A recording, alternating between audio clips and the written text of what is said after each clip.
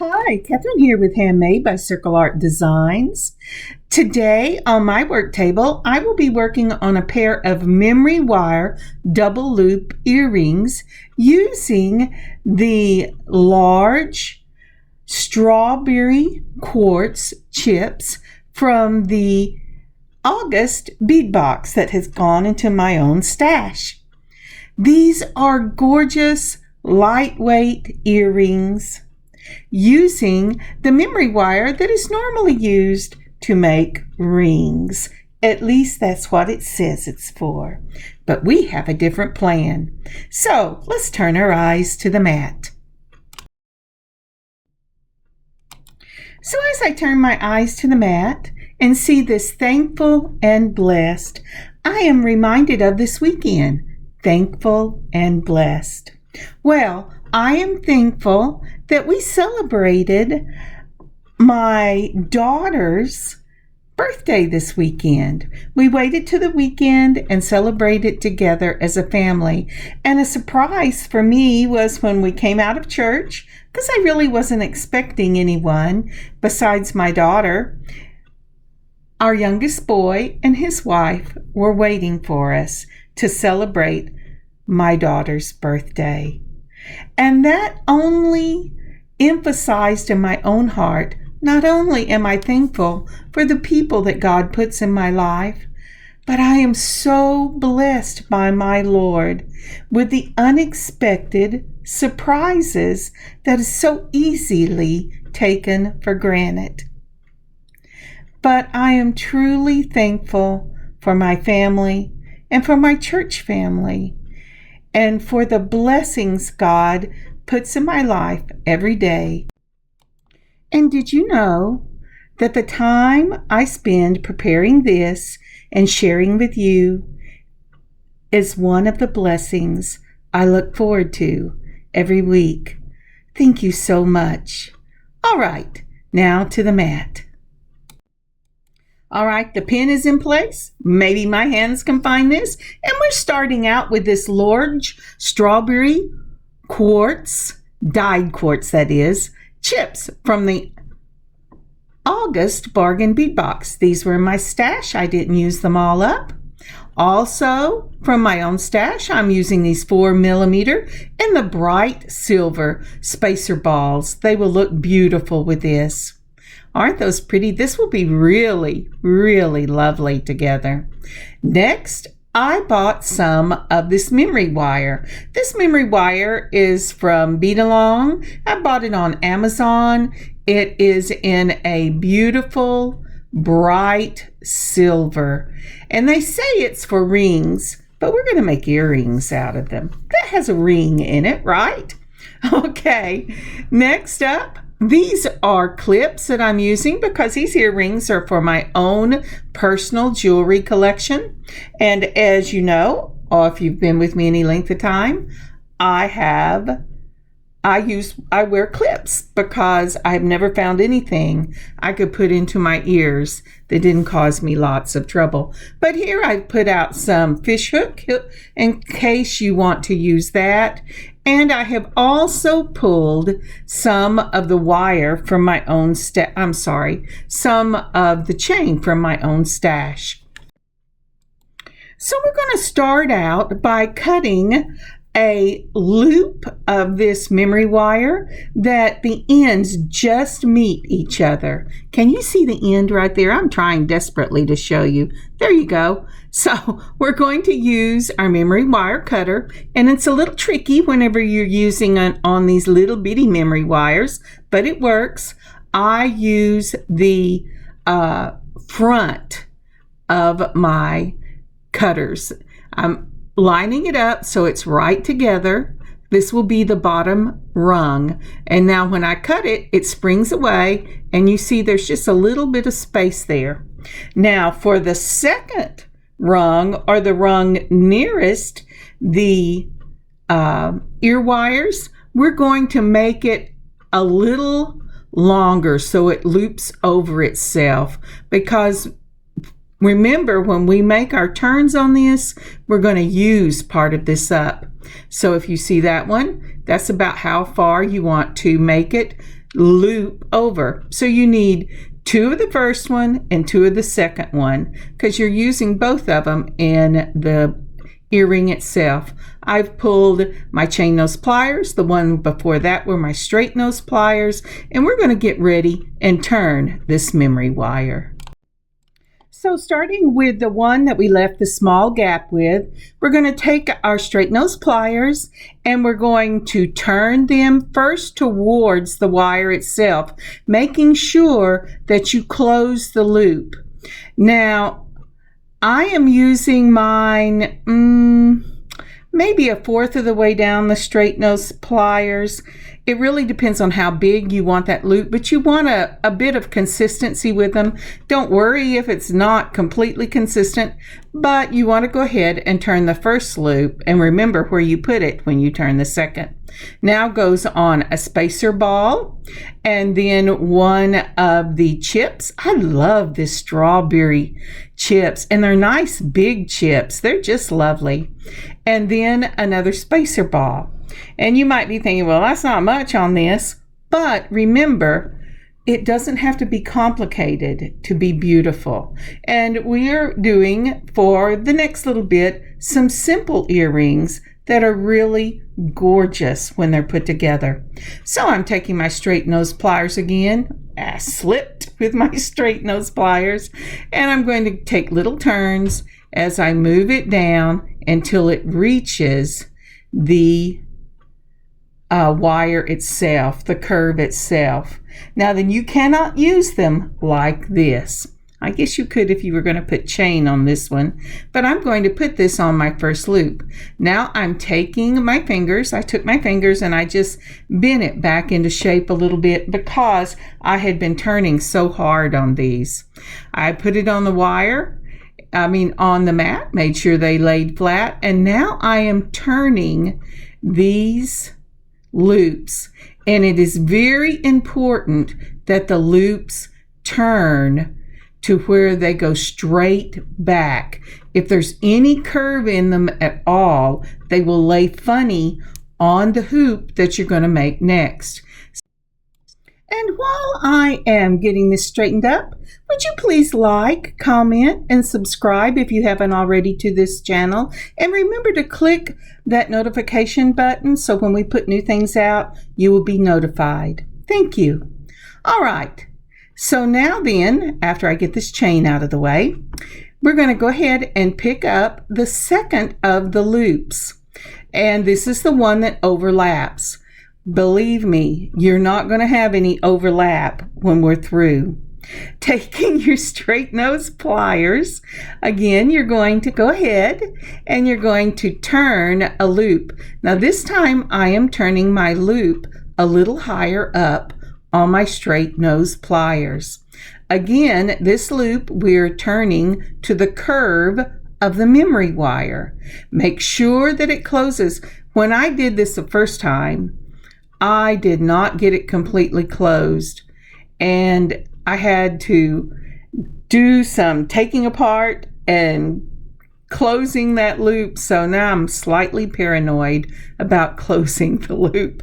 I'm using my chain nose pliers right here to go ahead and get that closed, and it looks like it's closed. So I'm going to go ahead and put on a 4mm spacer ball in that bright silver. If I can get it on there, it says, I just don't know if I want to go in there, but it does. It just doesn't know it does just yet. Or it could just be because my fingers are a little fiddly today. And then this time I am looking for a piece of the quartz chip that is slightly smaller because it's going to sit in the first loop we made. And then I put on my spacer ball. And now I'm going to go ahead and take my straight nose pliers, and again moving slightly up on the straight nose pliers to make just a slightly bigger loop. I'm going to go ahead. Oh, and you know I did something wrong, but I know that I fixed this. Do you know what I did wrong? I forgot to put my loop on.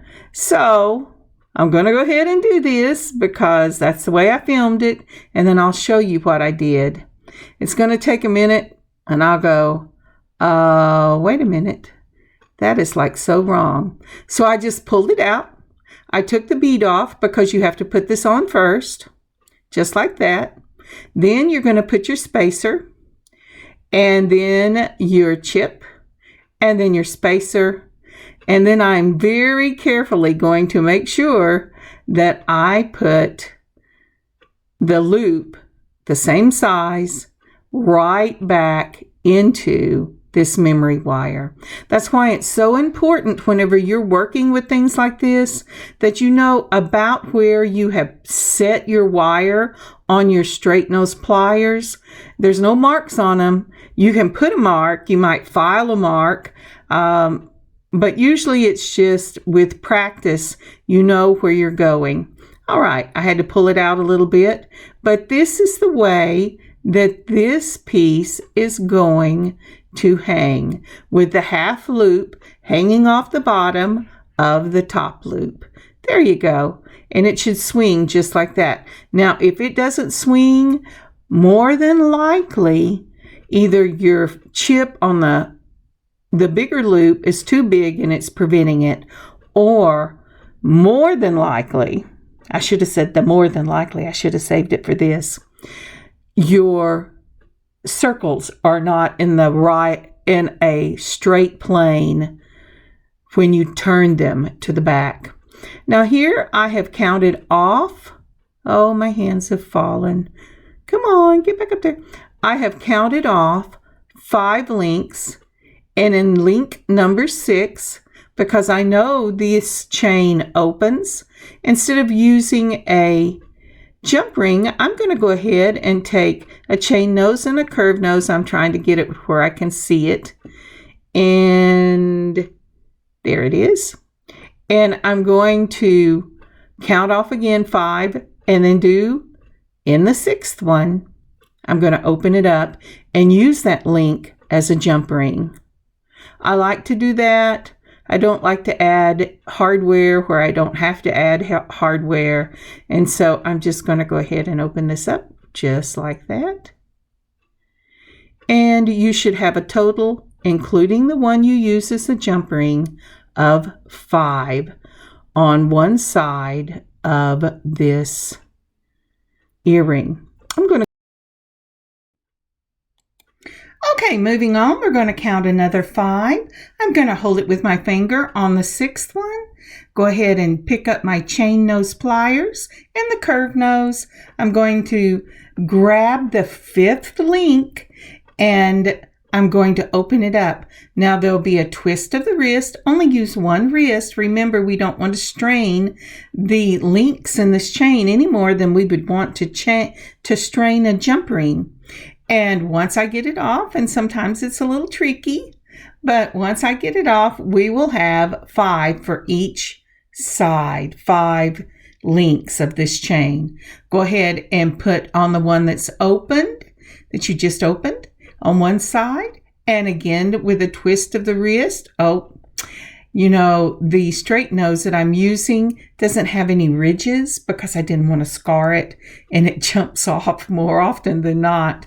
But anyway, so I've got it closed on the other side. We're going to go ahead and take this open link, and we're going to go ahead and put it on the opposite side. So we will have the chains on both sides. Let's see if we can do this. Oh, that one was so much easier. All right. Then we're going to grab it and twist it, maybe. We're going to grab it and slide off several times. I finally got a hold of it. And you saw, even whenever I was moving it back and forth, trying to make sure it lined up, I only twisted one wrist. So I didn't put any strain on this metal. All right, now I'm going to take a 4mm. This is a teeny tiny little jump ring, but I'm taking a 4mm jump ring, a round jump ring, and I'm going to go ahead and open it up just like that. And I'm going to put on one chain and then the other. And that is how this earring is going to hang. Isn't that lovely? All righty, let's go ahead and get... Now, if you're going to use fish hooks, now is the time to put them on. If you leave them the way they came, this earring will hang to the side. But I'm going to be using a clip because my ears are not pierced. I'm allergic to everything. Everybody's always saying, oh, try this, try that. I gave up years ago. I just as soon use clips. All right, I've closed it up with a twist of the wrist, and I have this earring finished. Now, isn't that pretty? So the trick for deciding how you want your ear wires or your earrings to hang, if the loop on the earring and the loop on your ear wire are in the same plane, it will hang to the side. If your ear wire and your earring are separate, one in the vertical plane and one in the horizontal plane, kind of like a cross, it should hang to the front. And that's how you decide what you want to do. All right, let's put the heart out and let's look at these earrings. Here's the first one. I just love these. Oh, they are so pretty. They are so worth making a pair of these for yourself. They are just gorgeous. And think of all the different things besides these chips from the August Bargain Bead Box you could put on these earrings. And they're lightweight, and the memory wire is more likely to hold its shape. Isn't that gorgeous? I just love it. Remember, complicated does not equal beautiful. It can be simple. Move your hands, Kathryn. It can be simple and still be stunning. And that's what I think these are. Just stunning. I can hardly wait to wear them. And here they are. I have some pictures that I have taken of the finished product. Thank you so much for joining me today on this beading adventure. I have had so much fun making these. I have been wanting to use this little bitty memory wire for a long time.